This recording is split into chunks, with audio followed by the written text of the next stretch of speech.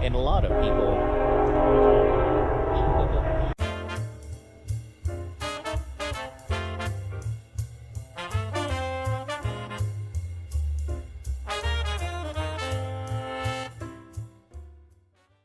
Welcome back, Junior Archaeologist. Today, I thought I'd talk about, how do you find a site? Or what are you looking for? What makes up a site? Because obviously, you know, some of you, especially if you're turning this video because you've never done any survey before, you have to find the site before you can excavate it. Because I know a lot of you have probably been to a field school where you only did excavation. Because of the randomness of where artifacts end up that may be of interest to an archaeologist, depending on what sort of project you're working on, most archaeological surveys depend on systematic survey methods of one sort or another. You know, out west we do pedestrian survey. You know, back east they do shovel testing, which is pedestrian survey with what could be called like a mini excavation thrown in every so often, because the artifacts occur mostly on the subsurface level. Whereas like in a state like Nevada, most stuff just tends to just stay on the surface. And even if you could, even if, you know, you were authorized to, in a lot of places it's impractical. Alright, so you've ended up at this video, which means you probably don't have a lot of experience doing pedestrian surveys. The best sources of advice, or, you know, the best ways to get up to speed if you're new to any sort of survey, whether it's pedestrian or shovel testing. A lot of companies have standard cheat sheets or point type topology sheets that they hand out to people. Alternatively, if you're working with more experienced people, you will find that the more experienced the archaeologist, the field archaeologist, the more of these cheat sheets and point typology guides they have squirreled away in like their clipboards or their packs or wherever. And in my experience, I have rarely met an archaeologist who wasn't happy to like let you borrow all their cheat sheets and various guides and whatnot, and, you know, let you copy them off and then return them. You know, that's literally the fastest and easiest way to figure out what you're looking for in a region, especially if you've never done anything like pedestrian survey before, or you're new to a region. That's how most cheat sheets and projectile point typology guides get distributed. So go around and ask and see if, you know, people have cheat sheets or typology guides, because if you don't have a lot of experience, that will definitely get you up to speed pretty quickly. And I can probably link a few in the description. I mean, I've got a, God, I hope I do. I hope I have a few linked on my website, but you never know. So I know what you're thinking so far. Look for the thing that's out of place and ask people for cheat sheets. It's not the most useful advice. My next piece of advice isn't going to get much more useful.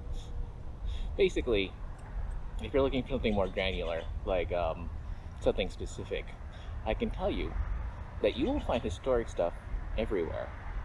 Like, everywhere.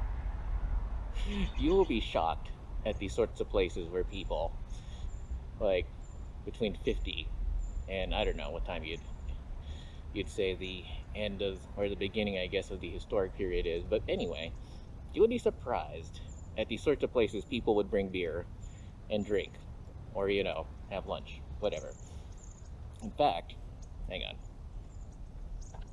Ooh. If you look down there, and I am not kidding you. Ooh, let's make sure that's straight. I am not kidding you. That street down there, one of the first projects I ever did when I arrived in Reno was to walk down that street looking for historic artifacts. And it felt incredibly silly. In fact, there was one point where me and the guy I was with, we were walking down a street in Carson City. And we stopped to get some coffee at Starbucks because it was there. We were walking down the street and there was a Starbucks there. You know, bathroom break. As I was saying, I know that I just said that historic artifacts can occur anywhere. And this is a USGS reference marker from 1949. And if you are not familiar yet, with the guidelines for what constitutes a historic artifact. This is older than 50 years old. Therefore, it is a historic artifact. And it is in a random park that I run by every day above a street that I went for a pedestrian survey on, even though I thought it was ridiculous. So yes, I realize that's not the most helpful thing in the world, but historic artifacts can occur anywhere, unfortunately for you. Unlike historic sites that can more or less occur anywhere where there's space, prehistoric sites actually, they tend to pop up in predictable places. I guess if you were going to define where you generally find prehistoric sites, they generally show up in places where, if you're an experienced camper, you think, wow, this might be a really great camping spot. And if you don't like to camp, well, probably every place looks like a terrible place to camp. Generally, you're looking for spots that are sheltered by like foliage and trees, someplace that's relatively flat, probably has access to water, maybe it's near a trail, maybe there's lots of game that can be hunted nearby. Alternatively, it can be someplace where it's just easy to get to, and there's a lot of open space where you can put not just a campsite, but lots of campsites. That's not to say that prehistoric artifacts won't just pop up in the middle of nowhere. Just like historic artifacts, you'll be surprised where you find them. But, an artifact is not a site. It takes a bunch of artifacts to make a site, and generally, prehistoric artifacts tend to congregate in places where, like I'm saying, places where you think, wow, this would be a great spot to camp for the night. So if you've been to one of those excavation-only field schools, you might be wondering, what is survey? Like, what am I supposed to be doing? And like I said in the introduction, at its heart, you're just looking around, walking around, looking for stuff, which isn't the most helpful thing. So allow me to do some demonstration. At its most basic, whether you're doing pedestrian survey or shovel testing, basically, so you line people up at intervals, 10 meters, 15 meters, 30 meters, whatever. And then you give them a direction, whatever.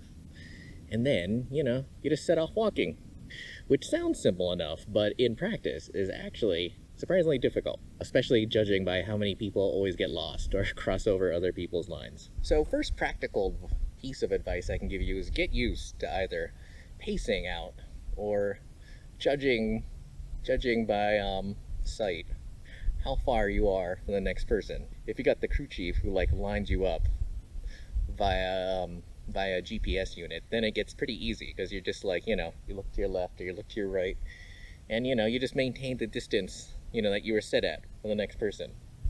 But there's more to pedestrian survey or shovel testing than figuring out how to keep your place in line. There's also figuring out what direction you're walking. Now, if you're in an open environment, it's easy to figure out which direction you're walking. You just walk where everyone else is walking. And that's something I see a lot of beginners doing. However, if you're going to be doing this long term, or even for a whole project, you will need one of two things. You will either need you will definitely need a compass, because that is the most common way for a crew chief to relay to you what direction you were supposed to be walking. And these days, I see more and more people actually using either compasses built into their watch or compass apps built into their phone. The other way that a crew chief relays information to you in terms of how to walk or what direction to walk is with UTMs. That takes a little more explaining. You should probably look up what that even means, because once you get the hang of it, knowing UTMs is actually surprisingly easy. Basically, it's an X-Y axis of understanding where you are in the environment. So there'll be a northing, which is, literally direction north, and then there's an easting, which is, your Y coordinate. And generally, depending on which direction you're walking, your crew chief will put you on a specific UTM coordinate. Either they'll tell you stay on this northing or stay in this easting, and tell you a direction like walk that way. And as long as you stay on this or that UTM coordinate, you'll end up eventually where you need to go. All right. So you're not just supposed to be walking. You're also supposed to be looking around, left, right, looking for anything that's out of place. I was taught in field school, never look up. You should always be looking at the ground. Like, that's your basic job on a pedestrian survey. On a shovel testing survey, it's slightly easier because generally what'll happen, at least in most of the shovel testing surveys I've done, is basically you'll have the GPS guy or GPS person walk out ahead and lay out a row of flags that indicate where you were supposed to dig. So, you know, you just walk along a row of flags and dig up little mini excavations every so often. And obviously how that works is different according to every project in every state. In California, I had to dig little square, you know, literally little square excavation units. They were about 1 meter by 1 meter. No, 1/2 meter by 1/2 meter? Well, it just wasn't that big. When I was in the Midwest, usually you just dig a 30 centimeter round hole. I believe, don't quote me on this, it's been a while, but I believe that's roughly the size of a shovel head. You know, the width of a shovel head. Standard round American shovel head. You know, you dig it out, screened out, you walk on to the next one. Not only do you have to learn to walk in a straight line, you also have to learn to walk over rough terrain. You know, if you've never been hiking before, this might not look like, you know, looking around, this might not look like the sort of area you'd even think about walking across. But like I said, artifacts can occur anywhere, and usually you're not walking along a predefined trail.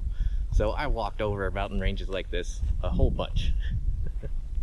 Another thing to think about, just in case, you know, you're wondering if field archaeology is for you, because, you know, I realize there are plenty of people who wish they could spend their whole career doing excavation, but that's incredibly unrealistic. You will probably spend, depending on what part of the country you're in, you will probably spend a majority of your time walking over terrain like this.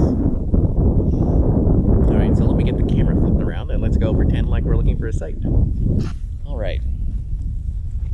So if you're going to be doing a lot of pedestrian survey, this is probably the way that most places will look to you. Basically, you'll just be walking along, looking at a lot of rocks, stumbling over a lot of rocks, possibly falling down. And if you're looking at the ground, like I said before, you're just looking for anything that stands out. You know, don't be afraid to like stop and you know, pick something up.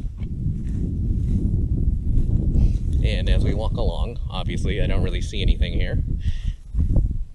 I'm not that surprised. This is actually a pretty well-traveled country. Lots of people bring their dogs out. You know, lots of hikers, lots of bikers. Other than that, that's pretty much it. You know, you go for a hike, you get paid, you look for cool stuff, or you dig up cool stuff. I mean, sometimes you don't. I remember shovel testing my way across the state of Minnesota, and I literally found only one thing. I forgot if it was a formal artifact or just a lithic, you know, just like a little flake or whatever. But yeah, like, God, how long was I doing that? I was doing that for like, what, 6 months, whatever. Basically, I made it all the way from western Minnesota to eastern Minnesota and dug up exactly one thing. You know, the rest of it was just mud, since we were digging through a lot of swamps. But yeah, like I said, you know, survey's pretty elemental. You just walk around, you know, snack on trail mix, you know, enjoy the scenery, assuming you're someplace, you know, you actually like, you like working. You know, for some archaeologists, like me, for instance, I definitely prefer survey to excavation. You know, for me, it's just more fun to just walk around, enjoy the scenery, and, you know, look for cool stuff. Other people hate it. You know, I guess it depends more on how physically fit you are and what sort of stuff you do when you're not working. Like a friend of mine, I kid you not, when we are not working, she usually is out hiking. So, you know, we'll walk like what? Close to 100, maybe over 100 miles during a work week. And then we get off and she goes for like a 20-30 mile hike on her day off. If you're like that, if you're not like that, I should say, then you might want to seek out more excavations than survey. Alright, so hopefully that was of some use to you. Let's sum up. First off, look for the stuff that's different. Secondly, historic artifacts can occur pretty much anywhere. In fact, artifacts in general can occur anywhere. But specifically, historic sites can occur anywhere. There's like almost no logic to where you find stuff. And depending on the state you're working on, like in Nevada, 2 artifacts makes a site. So if you find 2 beer bottles in the middle of nowhere, that is a site. Wait. Is it 2 artifacts or 2 plus artifacts? Anyway. Prehistoric sites, they definitely follow an established pattern. Even if you find the occasional arrowhead, like, you know, or projectile point out in the middle of nowhere. Generally, the sites themselves are in pretty logical locations, once you know what you're looking for. Oh god, I forgot to throw in. Don't forget to ask your company or ask your fellow coworkers for cheat sheets or any sort of typology guides they might be able to, you know, give you. Because if you don't know what you're looking for, you know, what are you doing out there? And learn how to tell how far you are from someone else. Learn how to pace. Like once you find a site, you know, pacing and figuring out how far stuff is from one another without the use of a tape measure is really important, because you can't always use a tape measure for everything. God, I feel like I'm forgetting something. Oh, learn how to use the UTM system. Learn how to use a compass. Buy a compass. Other than that, I think I've covered all the basics. So anyway, if that was useful, don't forget to like, share, and subscribe, and don't forget to have a good day, junior archaeologist. And welcome to the first in what hopefully will be a series of crash course guides into the basics of archaeology. You know, as I've said before, this whole channel is about preparing the uninitiated for the realities of what it's like to be an actual field archaeologist, because I definitely didn't have anything like that when I was coming up.